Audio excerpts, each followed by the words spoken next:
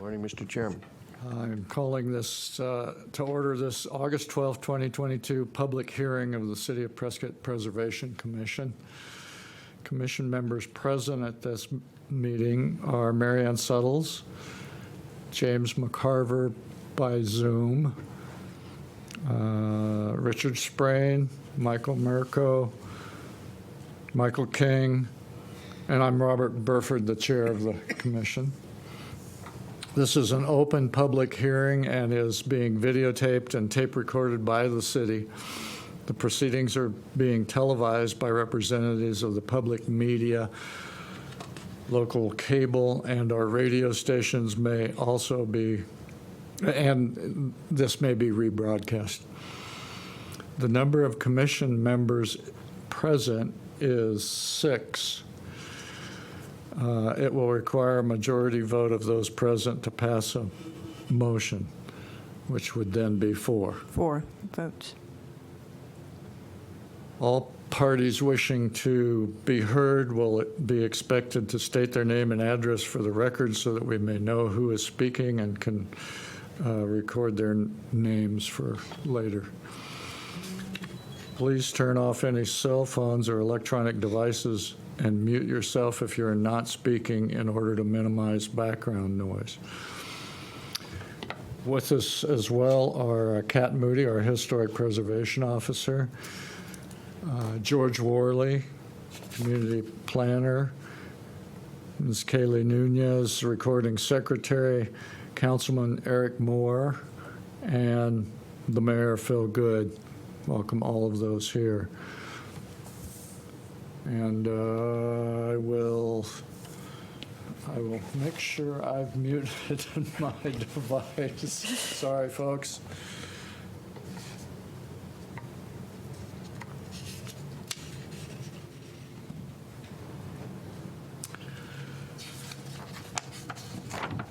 Okay, to our first order of business is the approval of the minutes from June 10th, our last. Can I ask you a quick question? I'm not getting any video of the board members. All I'm getting is black block. There it is. Thank you. Okay, we're set again. Thanks, Jim. Again, our first order of business is to deal with the minutes from the June 10th, 2022 meeting. Has everyone had a chance to review those and see if there are inconsistencies or corrections? If not, I would entertain I just have one question. It's not any correction, but when we were talking about the size of the. Oh, okay. Can you hear me? Yes, we can. Okay. When we were talking about the size of that sign on the side of the building, Mr. Worley was saying that the determination of the size, because it was grandfathered in, but it was oversized, is handled by the Land Development Code. I was curious which commission looks at that code and makes decisions. The Planning and Zoning Commission is the commission that is the primary commission in support of the Land Development Code. Okay, great. Thank you. Okay.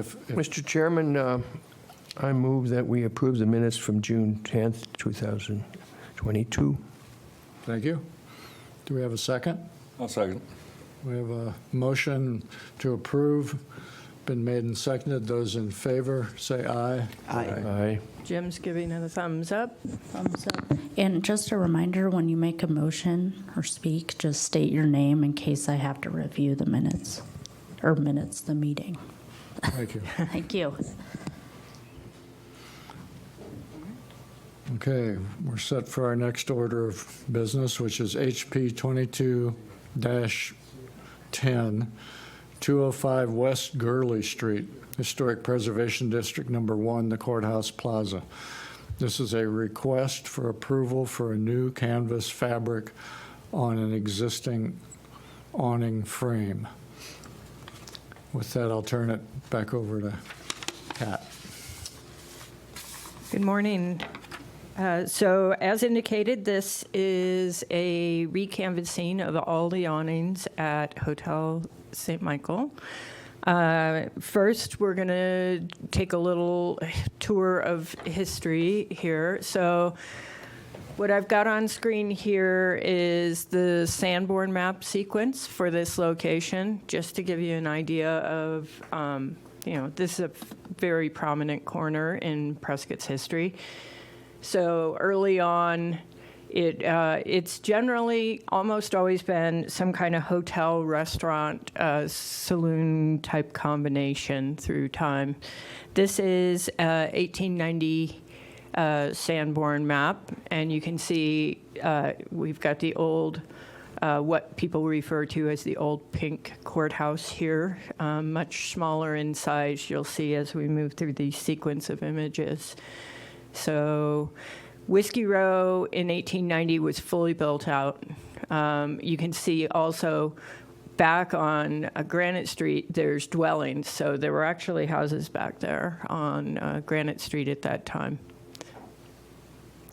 And by 1895, Hotel Burke was established on the corner, and they were the hotel that was in place when the fire occurred in 1900. And so by 1901, you can see this is 1 year post fire, which wiped out this pretty much everything you see here as far as buildings are concerned, other than the courthouse itself. But you can see this lot is still completely empty. But already by 1901, Hotel Burke had started to reconstruct. And then by 1910, it was Hotel St. Michael, and has been Hotel St. Michael again through the rest of the sequence. And you can see here, by 1924, the courthouse has changed. We've demolished the old pink courthouse, and then in 1918, the new courthouse was finished on the plaza. And so it's been the Hotel St. Michael ever since. And I have a couple of other historic shots. So this is Hotel Burke from 1891. Had this distinctive turret at the corner. And this is an interesting shot simply because this is Gurley Street and there's still a tree in the middle of the road. Boulevard now. Yeah, it's a boulevard, that's right. And also, just the lack of development, huge open expanse of just, open hillside here heading up towards what's now Park Avenue and Grove. And then after the fire,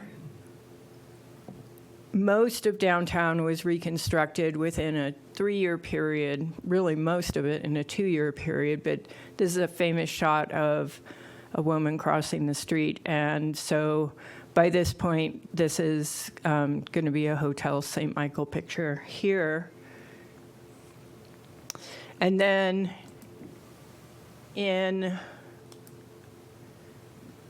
this is from 1982.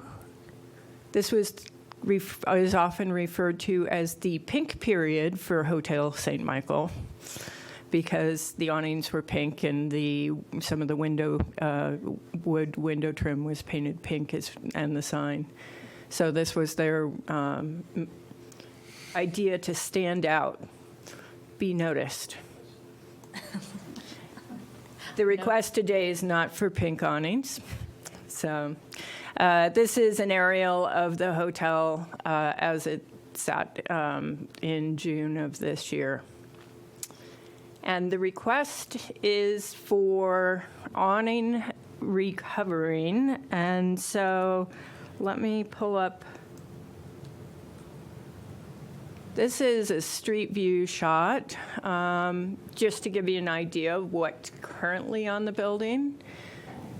The angled awnings are a broad stripe fabric, and the dome awnings. There's one here, there's one at the corner, and then if we were to go look on the other side, we also have some domed awnings on this north facade of the building. All of these awnings are proposing to be recovered, and the broad stripe fabric replacement, the angled awning replacement, is this broad stripe fabric. It's similar to what's there, but slightly different. And then the dome style is a solid that is the base color from this broad stripe. So the replacement will look something close to what's on the building now. The signage on these awnings is an independent sign plate. So those will simply be removed and then reattached to the balances of the awnings here, which is useful for being able to change out the awnings without having to reprint all that signage. And we do have the contractor here, Wolfgang from A Shade Beyond. So with that, I'll turn it over to you all for questions. Thank you. Very informative, as usual. This is a total aside. Remind me how the fire started. The fire started from supposedly a miner's candle, which was a bedside candle type of, light in a lodging room, and it started in the OK Annex, which would have been located just south of what is now Colt Barbecue. Thank you. Yep. And the fire spread north and ultimately burned 11 blocks of downtown. It extended all the way north across Willis Street, almost to where Founding Fathers is today. Is that a reflection on the fire department? It was a reflection on the pumps in some of the wells were down for repair. And so there was a lack of water in downtown to fight the fire. And the result of that fire was, efforts like Goldwater Lake Project, which sought to bring water to downtown. And Mike's very familiar with this because he wrote the history of that effort to pipe water from Goldwater Lakes down into town to supplement for fire suppression. So feel free to hit up Mike for more details on that. Yeah. Well, just one thing on that is the only water system available to fight that fire was a small reservoir off of 6th Street, right behind Com Radio. There was a reservoir there on Granite, and they pumped the water up to the top of the on what we call Cross Hill or Palmer Hill. It was a gravity feed. So there wasn't enough water at the reservoir on the top of Palmer Hill or Cross Hill. The pump was down to pump it, like you say, in maintenance, so they couldn't get water up to the reservoir. So we used the reservoir water and ran out of water. There's a little urban myth about the downtown courthouse wells were dry. They weren't even they existed, but they weren't used. Right. For fire, and then there was a well on Carlton Street. Yes. At Granite Creek. But it was a drought. There just wasn't enough water in the available water supply. Thank you. Moving to the future here, are there comments about the awnings on one of the buildings that burned? No, I think they look great. I have a question for Kat. Yes. The city code restrict any particular types of colors for those awnings? The guidelines for in the Historic Preservation Master Plan just stipulate colors that are compatible with the district. And obviously, there's a lot of, green broad stripe awnings. These are probably considered about as compatible as you could get with the district. Wolfgang, can you address how this new broad stripe differs from what's already on the angled awnings? Yes, I will. Good morning, everybody. My name is Wolfgang Dietrich. I am the owner of A Shade Beyond. We are under contract to replace the fabric on the awnings. There are 2 awnings that are currently in the basement that are not on the building, shown right now, so we will add those. They're on the north side, over existing windows, obviously. Let's see. On this side here? No, further to the east. On the east side, there are 2 awnings missing, and that run there where you Okay. are right now. So they're in the basement. We will replace those also as per request from the owners. The main difference on the stripe is, as per my recommendation, to lose the light color, the white. There's a really longevity issue with light fabric, and in this case, it's the white stripe that if you take a close look, if you have a chance walking under, it's almost gone. The light fabric, white specifically, does not have enough dye on the individual fibers. It's a through dye fiber. It's not a print. There's not enough pigment on the fiber to prevent the UV rays, 300 UV rich days, to disintegrate the fiber. That's why the dark green is still in really good condition. The white is almost gone. So they wanted definitely a stripe back for that. So we decided on this fabric, and there's the solid. There's a cover to hand out. And let me give you the solid too. Here, there's the solid also.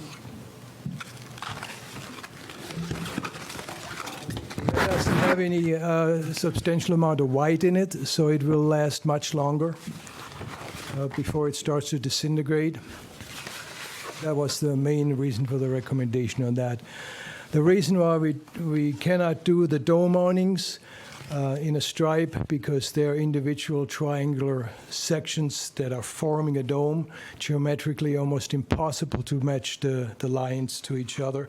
So like in the previous previous recover, they're solid colors, the domes. That's the reason for that. Mr. Chairman, I have a question, and it's probably going to go to Kat. On the Gurley side, those different businesses, are they privately owned, or are they part of the St. Michael's group? You mean the hair salon and the Grandma's Bakery down below? As well as going down on Montezuma that is the Goldman? Because there's all kinds of different, are those rentals or are they privately owned? They're leased. So it's all leased? They're leased space. So landlord's taking care of everything for them? That's my understanding. Yes. Okay, thank you. Okay. Any other comments? If not, we'll entertain a motion concerning this issue. Mr. Chairman, my name is Michael King. I hereby recommend that we approve HB 22-010 for 205 West Gurley. That is the approval of new canvas fabrics on the existing awning frames. We have a motion. Do we have a second? Mike Mirko, I'll second that motion. Thank you. We have a motion made and seconded to approve this item. Those in favor say aye. Aye. Aye. Opposed? It passes. Thank you. Good luck. Thank you. I think that's fully appropriate, yes. The next item is HP 22-11, 122 East Gurley, the Historic Preservation District Number 7, Hassayampa Inn. Request approval for new sign panels and mounting style at existing perpendicular sign locations on Gurley Street facade or building. And again, Ms. Moody. Give me a moment here to just clean up this.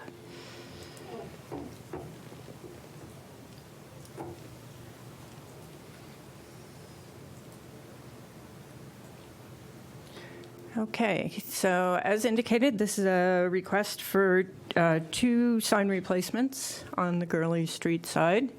And because I was already in the Sanborn map project to generate the St. Michael's, I decided to do the same thing here with this location to profile the history of this location in Prescott. Also a very prominent hotel corner.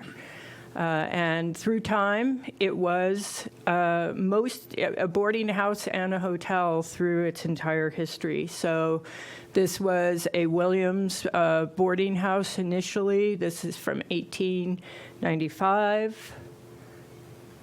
And then it remained that through 1901.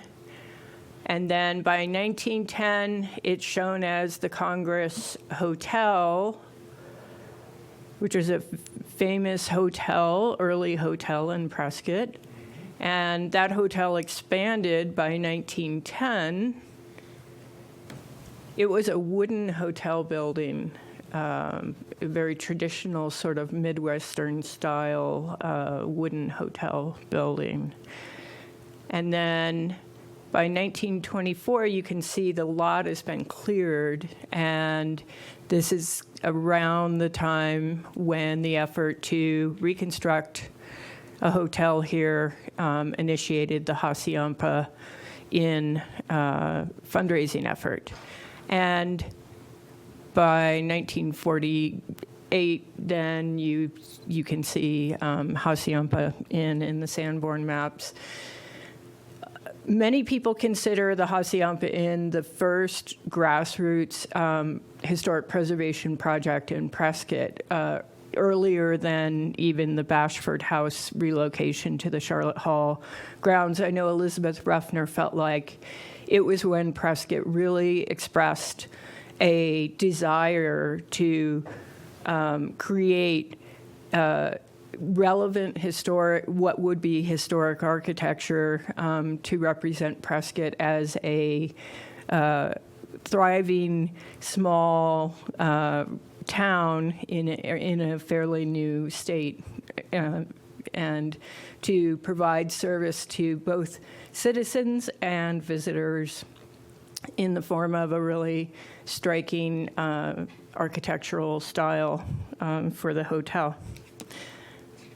The Hacienda today is shown here from the aerial, and so it's got the hotel building. The request today is for this Gurley Street side of the building, which I'll pull up the street view in just a moment. You can see the additional space to the north with the rooftop venue that's often used for weddings to the north there.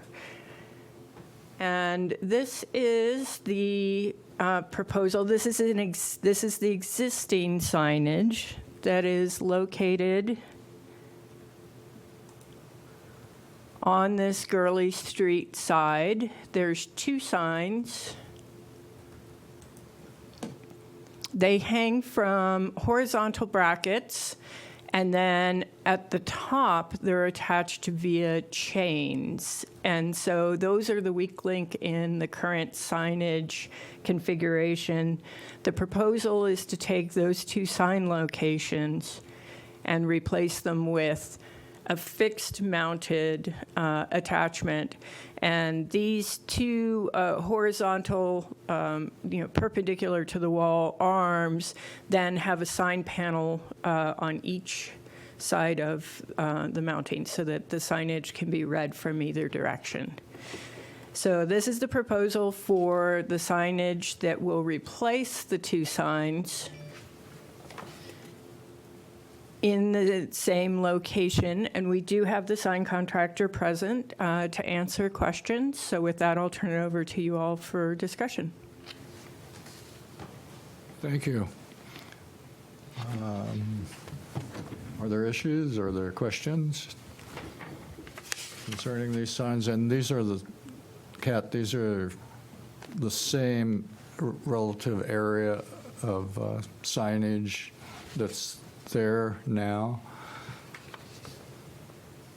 These signs are 24 by 36, correct? Good morning. Stefan Markov, 704 East Moller. Yeah, the signs are almost, I would say they're exactly the same replacement in size. They're rectangular, whereas, What was the question about? Are they the Are they essentially the same area as what's up there now? Yeah, we will be using the existing mounting locations actually, but the brackets will be heavier duty and better looking. and is bar and grill on one side and then the Peacock Room on the opposite side? Is that what you're depicting here? No, that's a rendering of each individual sign. Oh, okay. They're double-sided actually, so. Right, okay. And the same height, the bottom will Correct. be the same Yes. height above Correct. currently? Yes. Okay, that's what I had to offer. There are other comments or motion to be made?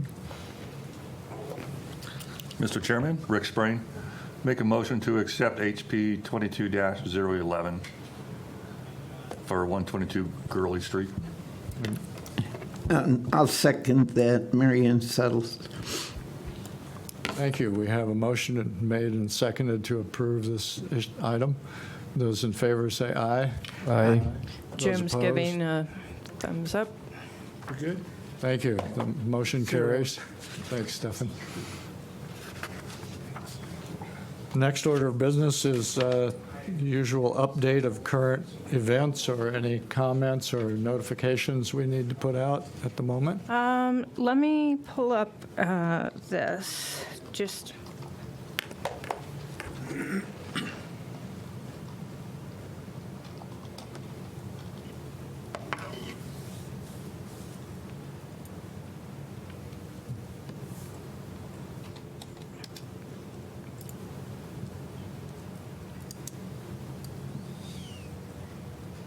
So I've pulled up the Arizona Historic Preservation Conference. This is, because I've been asked about it in the past by a couple of you. So the date for this is October 19th through 21st. It's in Yuma, so at least it's not in July or August. Yeah. Probably should be pretty nice, end of October in Yuma. And so generally I attend the conference, and then we often open it up to the chair and one additional commissioner. So if you have an interest in going, and sometimes the chair doesn't go and he forfeits his spot to somebody else. So please just email me and let me know if you're interested, and that way I can determine who we might be sending, and if this date works for you and you have interest in it. Rick went last year, correct? Correct. As well as Jim McCarver. And Rick, you attended both the site steward component and the regular preservation conference. Right. So, and again, the site steward is for volunteers who work with the archaeological sites in the state and provide education and act as docents and just to educate themselves about cultural resources from an archaeology standpoint. So the site steward conference is always at the beginning, and then the preservation conference follows. And that's the case. There is more information on this website. You can what I just Googled was AZ Historic Preservation Conference 2022, and this is the site that came up. So go ahead and take a look at this, and then let me know if you're interested. And I would need to know in the next couple of weeks because I believe registration prices go up after that. So we'll want to register at the lowest rate possible. So that's what I have. Thank you. Any other comments? With that, I will. Well, Mr. Chairman, could you pull up, please, we got a lot of time here today. Let's just go back to the Montezuma Street view of the Gurley Street, of the St. Michael's Hotel, Okay. if you can. Yes, I can. Because we're talking about the fire, and there's something else. Maybe there's some more brain power in here than what I make up when I give my tours. The facade of the building, yeah, and then there you go. So right there you go. Now, if you look on the very top floor there, right underneath the eaves or the den tiles, we got some architects here. There are some architectural features with faces on them. Now, does anybody know what we tell the people when we do the tour about those? Weren't they the council at the time? But that was part of the urban myth, one of the things we've tried to work on.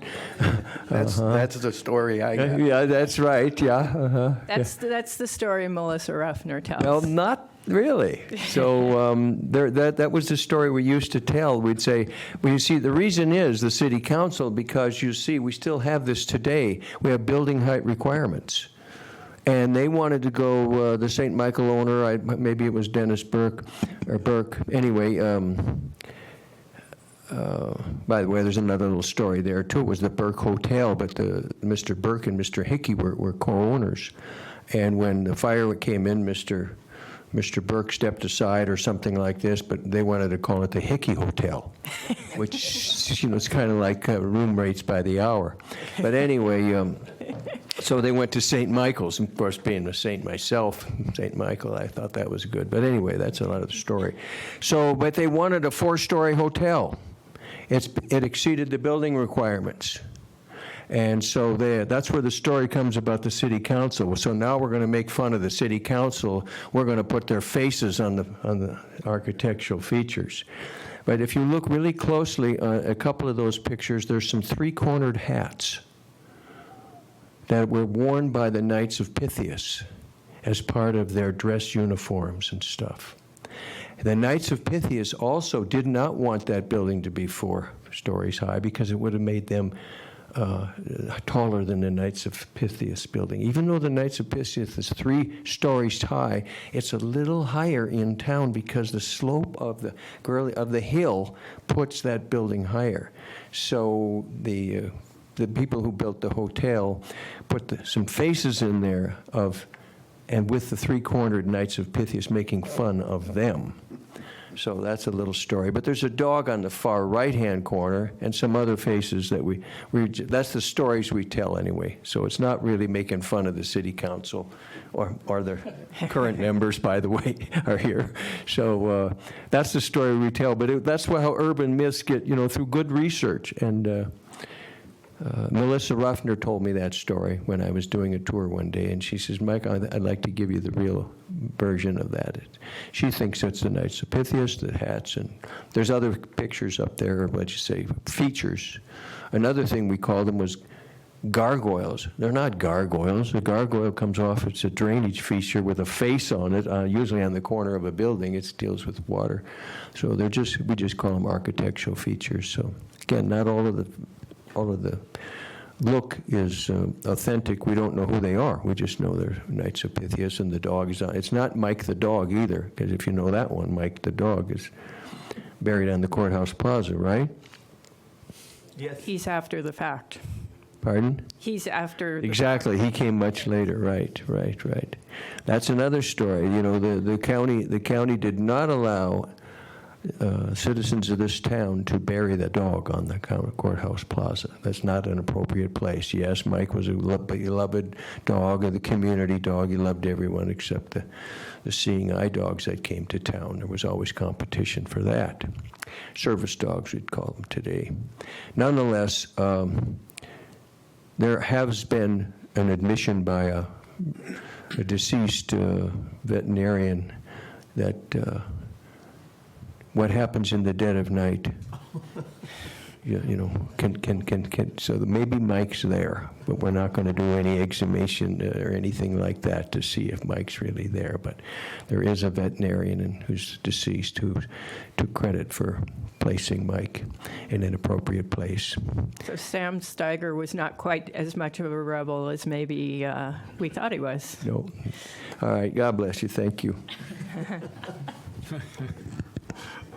Thanks, Mike. I have a comment.